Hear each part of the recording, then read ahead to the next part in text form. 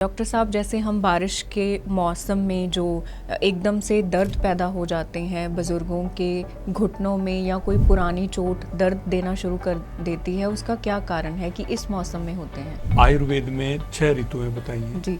हर एक ऋतु के आधार पर उन्होंने ये बताया कि कौन सी ऋतु में कौन सी दोष का प्रकोप होगा। तो वर्षा ऋतु को वात के प्रकोप का कारण बताया गया है। जी।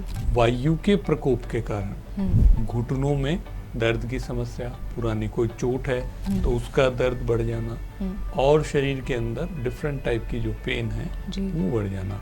इससे बचने के लिए कैसा खान पान अपना सकते हैं हम? चरक संहिता सूत्र स्थान में जी। इसका उत्तर दिया हुआ है कि व्यक्त अम्ल लवण स्नेह, यानी खट्टा और चिकनाई, जी। ये दो चीजें आपके खाने में भरपूर होना चाहिए। नमस्कार, आप सभी का बहुत बहुत स्वागत है 3 पल्स आयुर्वेदा में। अक्सर ही हमने देखा और सुना है कि बारिश के मौसम में बुजुर्गों के जोड़ों में दर्द बढ़ जाता है, या हम में से किसी को भी लगी हुई कोई पुरानी चोट अक्सर ही दर्द देना शुरू कर देती है इस मौसम में। सो ऐसा क्यों होता है, या बारिश के मौसम में ऐसे दर्द क्यों पैदा हो जाते हैं? आज डॉक्टर अशोक बिश्नोई, जो कि एक विश्व विख्यात नाड़ी वेदा और आयुर्वेदा के विद्वान हैं, उनसे हम इसी के बारे में जानकारी हासिल करते हैं। सबसे पहले उनका स्वागत कर लेते हैं। बहुत बहुत स्वागत है डॉक्टर साहब आपका। डॉक्टर साहब, जैसे हम बारिश के मौसम में जो एकदम से दर्द पैदा हो जाते हैं बुज़ुर्गों के घुटनों में, या कोई पुरानी चोट दर्द देना शुरू कर देती है, उसका क्या कारण है कि इस मौसम में होते हैं? आयुर्वेद में 6 ऋतुएं बताई हैं। जी। हर एक ऋतु के आधार पर उन्होंने ये बताया कि कौन सी ऋतु में कौन सी दोष का प्रकोप होगा। तो वर्षा ऋतु को वात के प्रकोप का कारण बताया गया है। जी। वात को हम आम भाषा में या कॉमन लैंग्वेज में क्या बोलते हैं? वाई या बादी। कई जगह बादी बोलते हैं, कई जगह वाई बोलते हैं, और आयुर्वेद की लैंग्वेज से वायु बोलते हैं। कि वायु के प्रकोप के कारण घुटनों में दर्द की समस्या, पुरानी कोई चोट है तो उसका दर्द बढ़ जाना, और शरीर के अंदर डिफरेंट टाइप की जो पेन है वो बढ़ जाना, ये प्रॉब्लम होती है। अब इसको हम समझते हैं कि वायु तो 12 महीनों में से कभी भी प्रकोपित हो सकती है, लेकिन बारिश के महीने में ऐसा क्या खास है कि वायु का प्रकोप बारिश के महीने में होता है। तो इसको हम पहले थोड़ा डिटेल में समझते हैं। इसको आप शांति से समझें। अगर आप इसको नहीं सुनना चाहते तो आप इसको स्किप कर सकते हैं, क्योंकि थोड़ा डिटेल में है और इसमें थोड़ा गूढ़ लैंग्वेज है। तो अगर आप सीखना चाहें तो इसको सुन सकते हैं, अदरवाइज स्किप कर सकते हैं। आयुर्वेद में 3 दोष बताए गए हैं। वायु, पित्तम, कफश्चेति त्रयो दोषा समासतः। विकृता अविकृतम देहम नंति ते वर्तयन्ति च, यानी वात, पित्त और कफ 3 दोष शरीर में हैं। इन्हीं से शरीर बनता है, इन्हीं से रोग होते हैं जी। ये इस श्लोक का भाव है। इसके बाद वो कहते हैं ते व्यापिनोपि हरणाभ्योर अदो मदो ऊर्ध्व संश्रया वयो अहोरात्र भुक्ता नाम ते अंत मध्य दिगाक्रमात्, यानी दिन के विशेष हिस्से में अलग अलग दोष प्रकोपित होते हैं। जैसे सुबह के टाइम में कफ बलवान होता है, उसके बाद पित्त बलवान होता है, दिन के आखिरी हिस्से के अंदर वात बलवान होता है, ऐसा ही रात में होता है। तो क्रम से ये जो है वात, पित्त, कफ जो है वो डोमिनेंस प्राप्त करते हैं। ठीक है, दिन के हर एक हिस्से में उन दोषों का डोमिनेंस होता है। अब इस डोमिनेंस को आप किस तरीके से समझेंगे? आपने गुरबाणी में एक चीज सुनी होगी कि जो बरमंडे सो ही पिंडे, ऐसा बताते हैं। और संस्कृत में इसको बताता है यावंतो ही पुरुषे मूर्तिमंत भाव विशेषा तावंत लोके यावंत लोके तावंत पुरुषे पुरुषोयम लोके संहितम, यानी इसको लोक पुरुष सत्व सिद्धांत कहते हैं। जो जगत में है वही शरीर में है, जो शरीर में है वही जगत में है। मतलब वातावरण में जैसे जैसे चेंजेज आ रहे हैं, जगत में, लोक में या संसार में जैसे जैसे चेंजेज आ रहे हैं, वैसे वैसे चेंजेस शरीर में भी आ रहे हैं।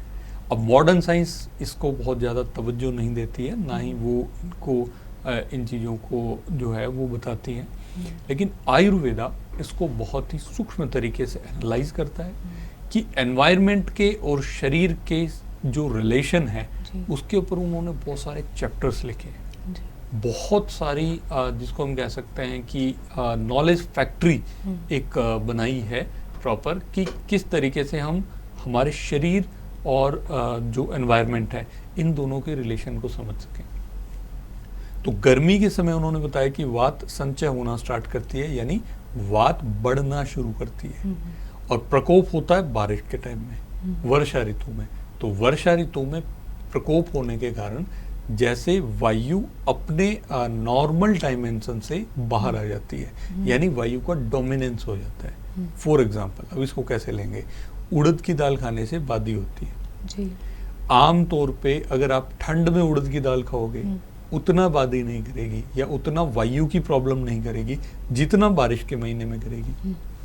अब किसी आदमी को जोड़ों का दर्द है जी। पहले से है जोड़ों का दर्द, लेकिन वो जोड़ों का दर्द बढ़ कब जाएगा, वर्षा ऋतु में बढ़ जाएगा, क्योंकि डोमिनेंस किसका है, वायु का है। और आयुर्वेद का एक स्पष्ट सिद्धांत है, न ही वाता त्रते शूलम, बिना वायु के शूल नहीं हो सकता, पेन नहीं हो सकता।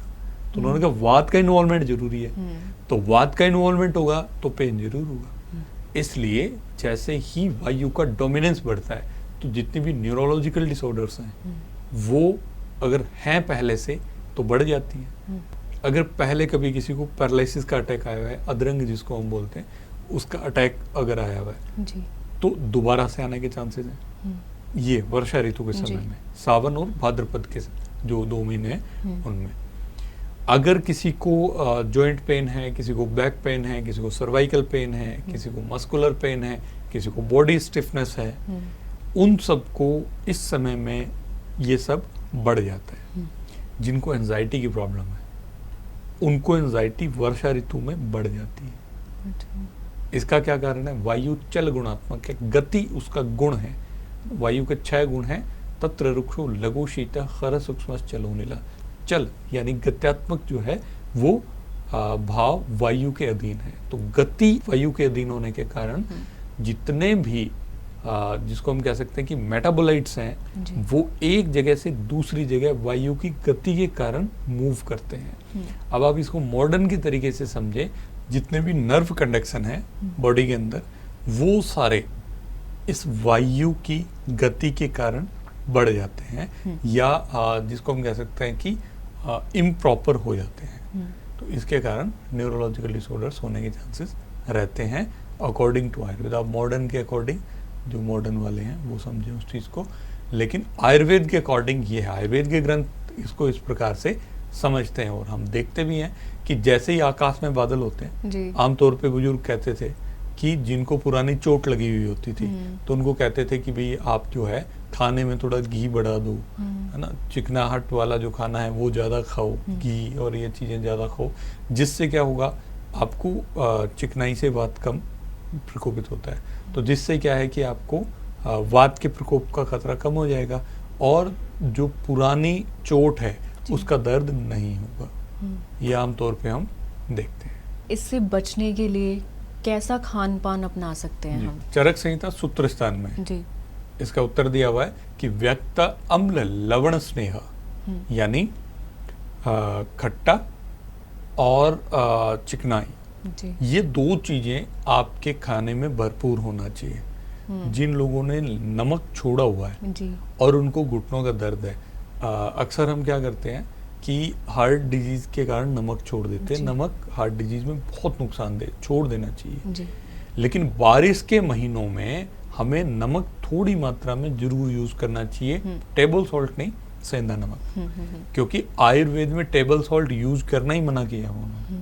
वो कहते हैं कि ये वाला जो नमक है वो है ही यूज करने लायक नहीं। तो उन्होंने बताया कि सेंधवम यानी सेंधा नमक जो है वो आप यहाँ पर काम में ले सकते हैं बारिश के महीनों में। जैसे सेंधा नमक डाल के सिकंजी भी पी सकते हैं जी। ये एक बात हो गई। सब्जी और दाल, इनके अंदर इमली का पानी या नींबू का रस थोड़ा डाल के और थोड़ा थोड़ा खट्टा जब तक हो उतना, आप बहुत ज़्यादा खट्टा नहीं, बहुत ज़्यादा खट्टा होने से फिर और दूसरी प्रॉब्लम आ जाती है। तो सिंपल 4-5 बूंद नींबू की डाल के दाल हम जो है वो खा सकते हैं। तो इससे क्या है, थोड़ा खट्टापन शरीर में जब जाता है ये वायु को अनुलोमन करता है, यानी वायु को शरीर से बाहर निकालता है। वायु की गति होती है अनुलोम गति, यानी पेट से नीचे की तरफ इसकी गति होती है। जब इसकी गति पेट से ऊपर की तरफ हो जाती है तो हम कहते हैं पेट में गुड़गुड़ हो रही है या गैस बन रही है। इसको उदावर्त बोलते हैं आयुर्वेद की लैंग्वेज में। तो अगर वायु की गति नीचे को रहेगी तो अपने आप वो धीरे धीरे जो है वो अपने बॉडी से बाहर निकलती रहेगी। तो ये हो गया खट्टे का जो है फायदा। तीसरा है इसके अंदर स्नेह। स्नेह यानी घी और तेल।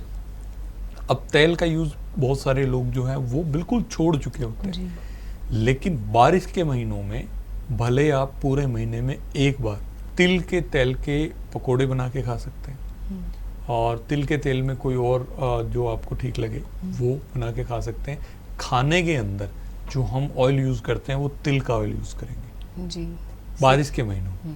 ठीक है, मोस्टली गर्मियों में बंद कर देते हैं ना तिल, क्योंकि तिल थोड़ा सा गर्म होता है, लेकिन यहाँ बात गर्मी की नहीं है, यहाँ है वात के शमन की।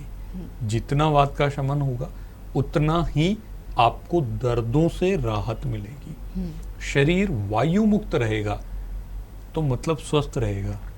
ये चरक संहिता में लिखा है कि वायु की चिकित्सा अर्ध चिकित्सा है, यानी ट्रीटमेंट प्रोटोकॉल्स के अंदर अगर वात की चिकित्सा हो गई यानी 50% काम हो गया जी। क्योंकि वायु जो है वो सबसे इम्पोर्टेंट फैक्टर है।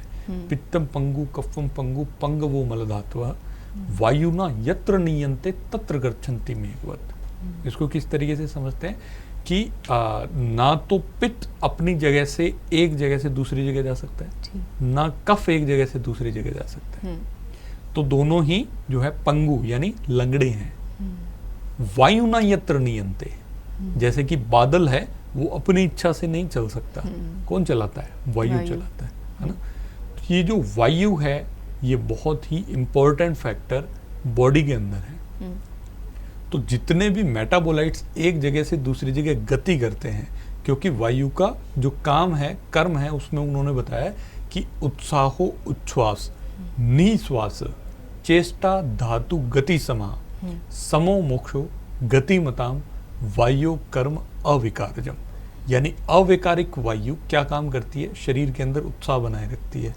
जितने भी हार्मोनल बैलेंस यानी एंडोक्राइन सिस्टम जो है प्रॉपर वायु के अधीन होता है। जितना भी एंडोक्राइन सिस्टम है वो वायु के अधीन होता है। ये हम थोड़ा सा कोरिलेट मॉडर्न से करके अगर देखें तो।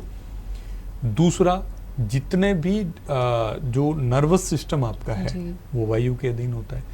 एक मेटाबोलाइट एक जगह से दूसरी जगह पे जा रहा है तो ये जो गति है या ये जो ट्रांसफर होना है, ये जो कनेक्टिव टिश्यूज का जितना भी जिसको हम कह सकते हैं कि सिस्टम है, ये सारा वायु के अधीन है। तो इसलिए ये सारी चीजें मिलके वायु को सबसे इम्पोर्टेंट फैक्टर बनाती हैं। ठीक, तो चौथा उपाय इसमें आता है अभ्यंग यानी शरीर की मालिश करना। तो उससे क्या फायदा होता है? जो नर्वस सिस्टम हमारा है वो दुरुस्त होता है। नर्वस सिस्टम भी वायु के अधीन है। जो आपके न्यूरोमस्कुलर पॉइंट्स हैं वो भी वायु के अधीन है। वहां पर भी ऑयल से मसाज करने से, यानी पूरे शरीर पे ऑयल से मसाज करने से शरीर के अंदर मसल्स दुरुस्त होती हैं। डॉक्टर साहब, ये नहाने से पहले मालिश करनी चाहिए? बिल्कुल नहाने से पहले मालिश करनी चाहिए। अभ्यंगम आचरित नित्यम सज्जराश्रम वाता, मालिश हमेशा ही करनी चाहिए 12 महीने। लेकिन बारिश के महीनों में तो खास तौर पे करनी चाहिए, और 1 जनवरी फरवरी के महीने में, ये 2 महीने खास तौर पे जो है वो मालिश के बताए गए हैं।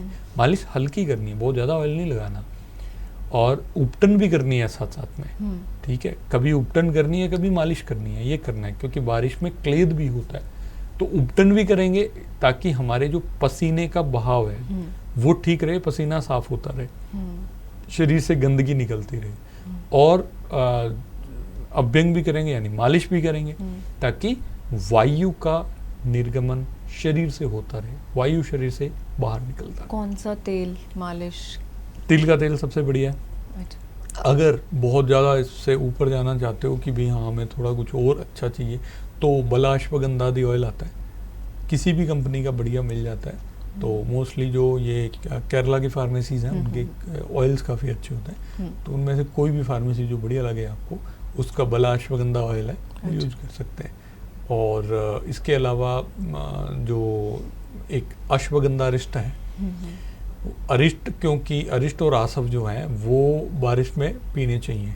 तो 2 मेडिसिन यहाँ पे मैं आपको सजेस्ट कर सकता हूँ। एक तो द्राक्षासव है, 5 ml सुबह शाम आप ले सकते हैं, और अश्वगंधा अरिष्ट है, ये भी 5 ml या 7.5 ml सुबह शाम आप ले सकते हैं। तो इससे शरीर का क्लेद जो है, गंदगी जो है वो भी बाहर निकलती रहती है, वायु भी कंट्रोल में रहती है। तो ये एक नॉर्मल मेडिकेशन है जो 2 महीने तक लगातार आप चला सकते हो। अगर आपको पेट में अल्सर नहीं है, लिवर डिजीज़ नहीं है, बहुत ज़्यादा गैस नहीं बनती है, एसिडिटी नहीं बनती है, माइग्रेन की प्रॉब्लम नहीं है ना, पहले से माइग्रेन की प्रॉब्लम नहीं है, तो आप ये ले सकते हैं। और बाकी आप अपने किसी भी नज़दीक जो भी आपको अच्छा आयुर्वेदिक फिजिशियन लगे उससे मिल के, उससे पूछ के आप जो है वो मेडिकेशंस ले सकते हैं। एनवायरनमेंट और शरीर के बैलेंस को समझते हुए हमारे ऋषि मुनियों ने हर सीज़न के अनुसार जो हमारी लाइफस्टाइल बनाई हुई है और भोजन के जो मंत्र हमें दिए हुए हैं उनको अपना के हम बिना खर्च के